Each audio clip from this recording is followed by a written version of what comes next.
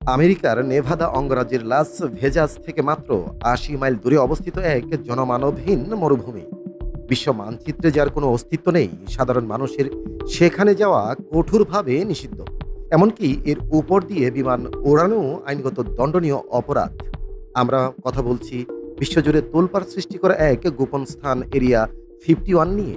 এখানে কি সত্যি ভিন গ্রহের এলিয়েনদের বন্দি রাখা হয়েছে, নাকি আমেরিকান সরকার গোপনে তৈরি করছে ভবিষ্যতের কোনো ভয়ঙ্কর প্রযুক্তি? আজ আমরা উন্মোচন করব এরিয়া 51-এর সেই অন্ধকার জগতের আসল সত্য। আপনি যদি কখনো ভুলবশত এরিয়া 51-এর সীমানার কাছাকাছি চলে যান, তবে সাধারণ পুলিশ নয়, আপনার মুখোমুখি হবে ক্যামোডুডস নামের পরিচিত এক বেনামি প্রাইভেট সিকিউরিটি ফোর্স। আশেপাশের পাহাড়ে বসানো আছে এমন সব আধুনিক মোশন সেন্সর যা মাটির সামান্য কম্পনও শনাক্ত করতে সক্ষম। সীমানা পার হওয়ার চেষ্টা করলে রয়েছে হাজার হাজার ডলারের জরিমানা। এমনকি সরাসরি গুলি চালানোরও স্পষ্ট নির্দেশ আছে বলে জানা যায়।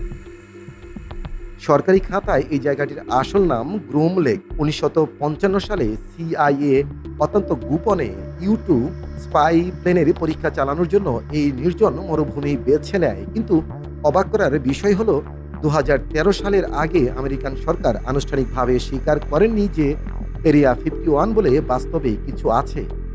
শুধু একটি বিমান পরীক্ষার জন্য কি সত্যিই এত কড়া নিরাপত্তা দরকার ছিল? 1947 সালে বিখ্যাত রোজেল ইউএফও ক্র্যাশ এর পর থেকেই মানুষের সন্দেহ দানা বাঁধতে শুরু করে। গুঞ্জন রটে যায় সেই দুর্ঘটনায় ভেঙে পড়া 3 বিন গ্রহী যান ও এলিয়েনদের মরদেহ এই 51 এর ভূগর্ভস্থ ল্যাবে গোপনে রাখা হয়েছে।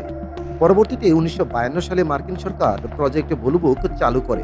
আকাশে দেখা যায় অজানা বস্তু বা ইউএফও নিয়ে তদন্ত শুরু করে। হাজার হাজার ঘটনার তদন্ত করার পর সরকার জানায় এলিয়েনের কোনো প্রমাণ পাওয়া যায়নি। কিন্তু সাধারণ মানুষের মন থেকে সন্দেহ দূর হয়নি। 1989 সালে বব লেজার নামের এক ব্যক্তি টিভিতে মুখ খুলে পুরো বিশ্বকে চমকে দেন। তিনি দাবি করেন তিনি এরিয়া 51-এর ভেতরে S4 নামের একটি গোপন সেকশনে কাজ করতেন। সেখানে তার কাজ ছিল এলিয়েনদের স্পেসশিপের উপর রিভার্স ইঞ্জিনিয়ারিং করা। কিন্তু তিনি আরও দাবি করেন সেই স্পেসশিপগুলো নাকি চলত এলিমেন্ট 115 নামের এক বিশেষ জ্বালানিতে। সেই সময় বিজ্ঞানের এই মৌলের কোনো অস্তিত্ব স্বীকৃত ছিল না। অথচ অদ্ভুতভাবে বিজ্ঞানীরা পরবর্তীতে 2003 সালে ল্যাবে এই মৌল সংশ্লেষণ করতে সক্ষম হয়।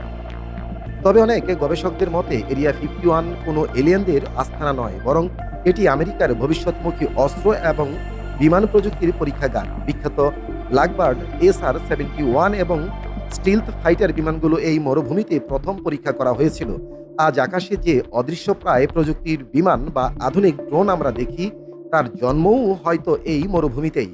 রাতের আকাশে মানুষ যাকে ইউএফও মনে করে, তা হয়তো আসলে আমেরিকার কোনো গোপন হাইপারসোনিক বিমানের ফ্লাইট টেস্ট। এরিয়া 51 কি শুধুই আমেরিকার একটি গোপন মিলিটারি বেস, নাকি সত্যি মহাবিশ্বের অন্য কোনো প্রাণীর সাথে আমাদের যোগাযোগের কেন্দ্রবিন্দু? উত্তরটা হয়তো কোনোদিন সঠিকভাবে জানা যাবে না, তবে ততদিন একে ঘিরে জন্ম নিতে থাকবে হাজারো রহস্য। আপনার কি মনে হয় এরিয়া 51-এ কি সত্যিই কোনো এলিয়েন আছে? কমেন্ট বক্সে আপনার মতামত জানান। ভিডিওটি ভালো লাগলে লাইক দিন। আর এমন রোমাঞ্চকর রহস্যের গল্প পেতে এখন এই চ্যানেলটি সাবস্ক্রাইব করুন। নবীন মাঝার, বিবিসি বাংলা। বিবিসি বাংলা, সংবাদের আস্থা।